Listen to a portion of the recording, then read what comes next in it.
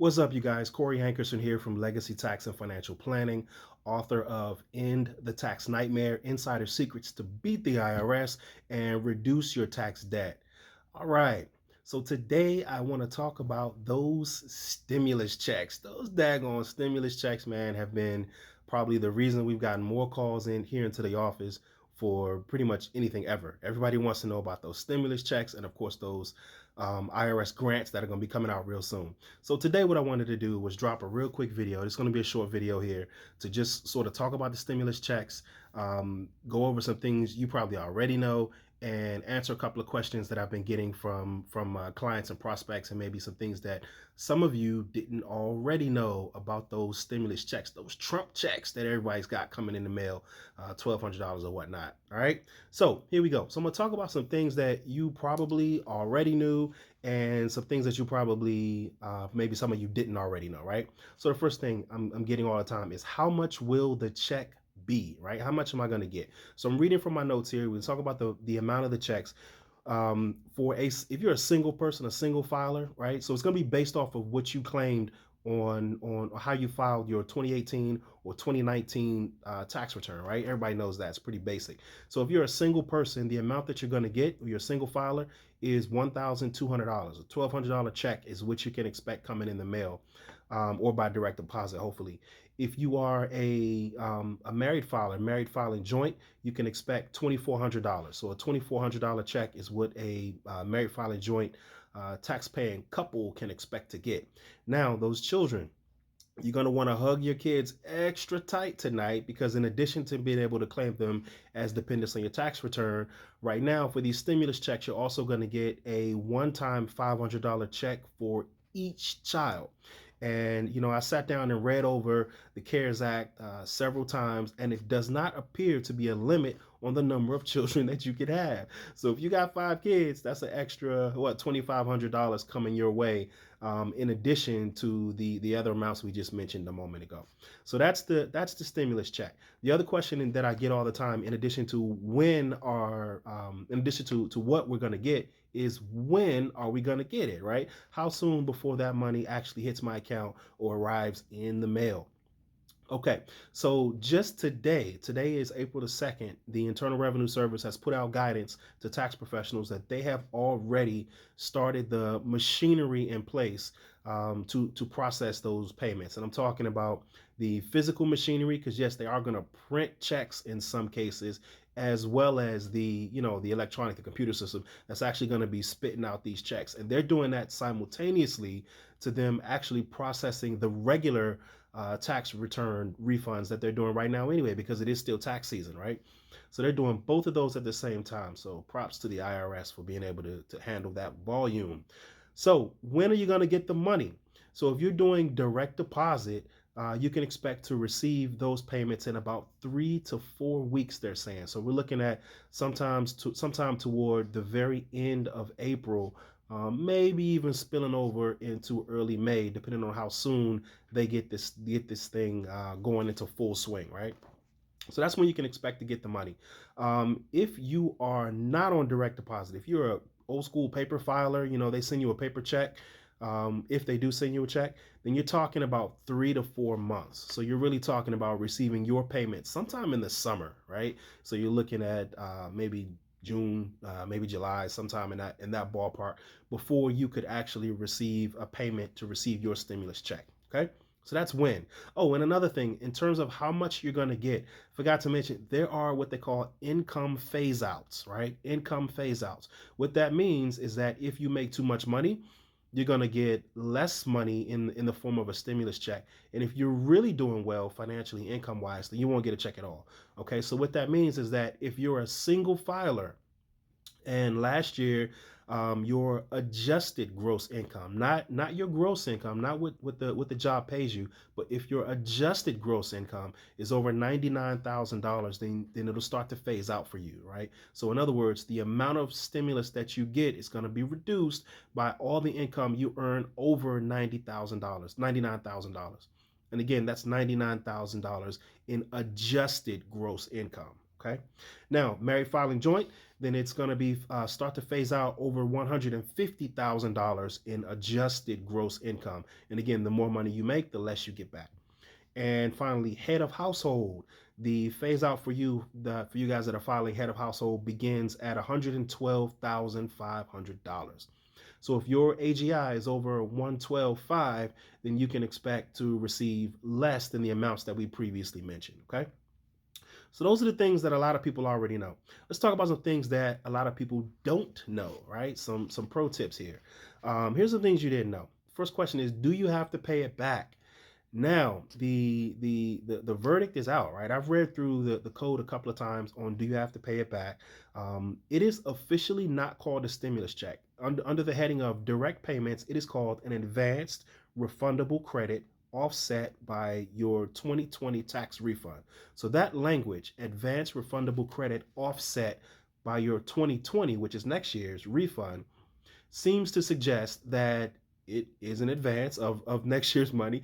And the word offset always means they're going to take it back, right? So they're going to advance you some money now and then take it back at a future point.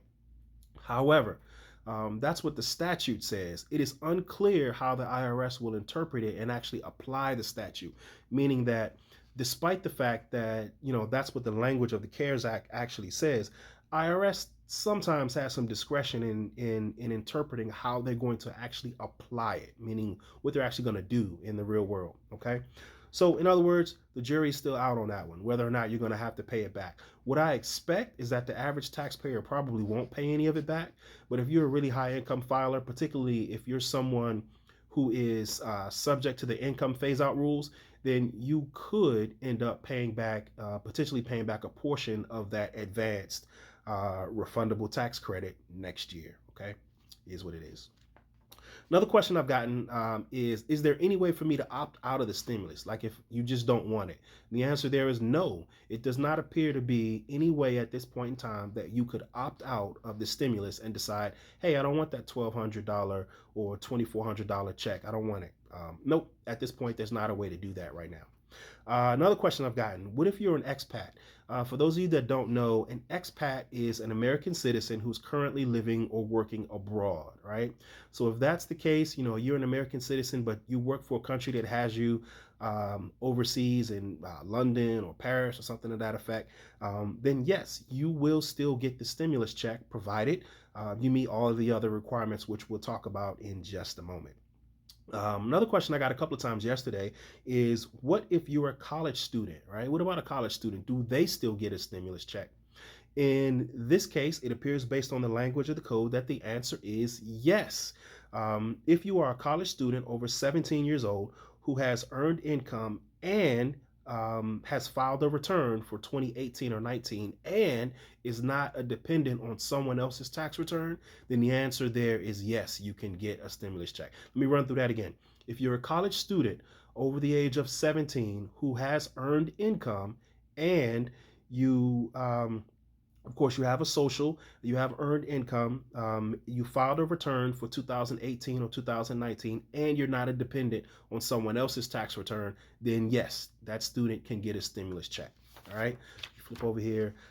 Okay, who is not eligible, right? Is a little list here. Who is not eligible to get a stimulus check? First thing, right off the bat, non-filers. If you haven't filed a tax return for 2018 or 2019 and you want to get this stimulus check, then you need to file a tax return for 2018 or 2019.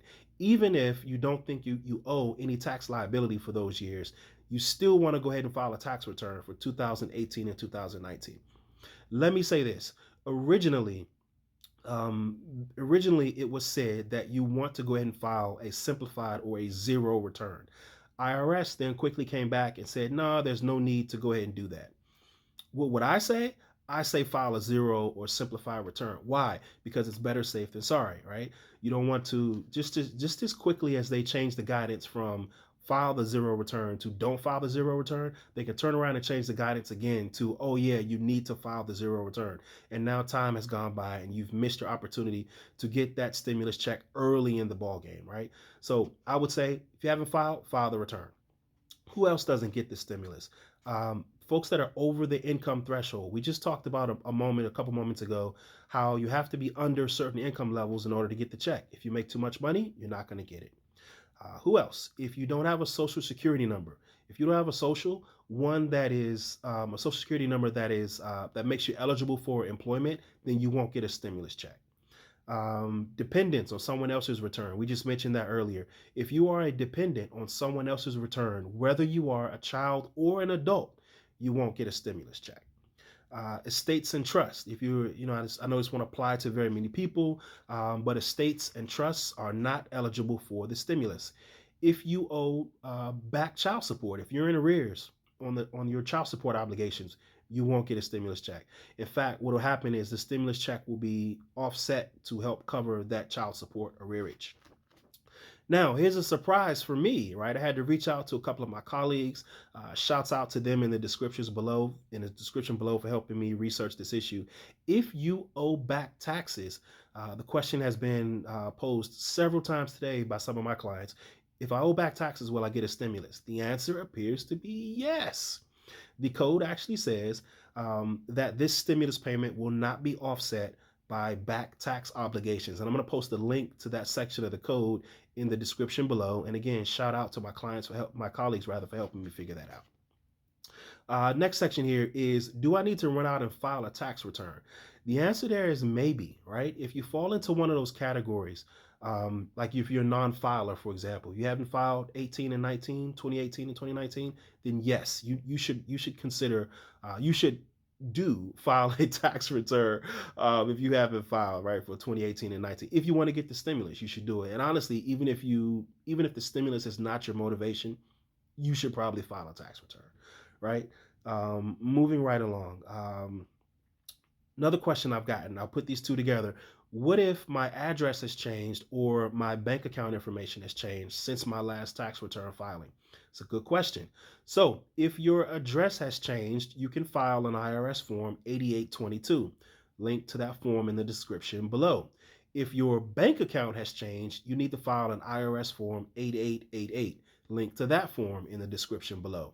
Now, IRS has said that they're going to open up a special portal for handling these types of issues. But as of right now, that portal doesn't exist. However, what does exist is the old tried and true 8822 and 8888. You can file those forms, change your information with the IRS. What also works is just filing another tax return, right? So if, for example, your banking information or your address has changed since your last return, but you have not yet filed the return for the current year, then if you simply file your 2019 return, that'll update your address as well as your banking information in the IRS system. If you do that in time to catch the stimulus check rolling out, then that'll make sure that it goes to the right location. Moving along. Scammers. Oh my God, the scammers. Yo, this this law is probably a week old and the scammers are already out there working, guys. Be on the lookout. The IRS is not going to call you asking for your social security number or your bank account number in order to get you a stimulus check. They're not going to do that. If there's an issue, they'll send you a letter and ask you to call them, right, if there's an issue. But to be quite frankly, they're not even doing that right now. They're just going to send the check to whatever direct deposit address, whatever direct deposit information you put on your last tax return, or whatever address you put on your last return. They're just going to send the money there. They're not really going to call you. And if for some reason they don't have any of that information for you, they don't have your address, they don't have your direct deposit information for some odd reason, then they're going to send you a letter stating that to be the case. All right. Finally, if you want to learn more information about the various stimulus programs, there's a lot of stuff out there. There's loans and grants and free and reduced cost goods and services. There's moratoriums, there's forbearances. If you want to learn about all of those various programs, I've put together a course. It's called the Coronavirus Stimulus Course. You can learn all about the different types of loans, the different types of grants, the forbearances for mortgages and student loans, the moratoriums on evictions, and blah blah blah. You can learn about all of those different things in my course, Coronavirus Stimulus Course. You can go to the website. It is coronastimuluscourse.com. You can sign up. The course is free right now, right? Eventually, we're gonna charge a small fee, but for right now, the course is free. So you can go to coronastimuluscourse.com, link to the website in the description below, or you can schedule a one-on-one coaching session by going to legacytfp.as.me. That is our scheduling site, legacytfp.as.me. Again, there's a link to the scheduling website in the description below. So you can jump right over there and schedule a one-on-one coaching session. And I hope you figure out which of these particular programs is good for you. Do you qualify? And we'll help get you get your application, get your paperwork in. All right, so that's the deal there. Finally, there's always the good old reliable telephone. You can pick up the phone and give us a call at 877 Levy King. That number again is 877 Levy King, Levyking, like an IRS levy. Call us at 1-877 Levy King. We'll get you all set up. We'll put you in one of those one-on-one coaching sessions to help you figure out, again, which of these programs is right for you, what you qualify for, and get you applied. All right, guys, that's it for this time. If you have any questions or comments, drop them down in the comments below. We'll talk to you next time. Bye-bye.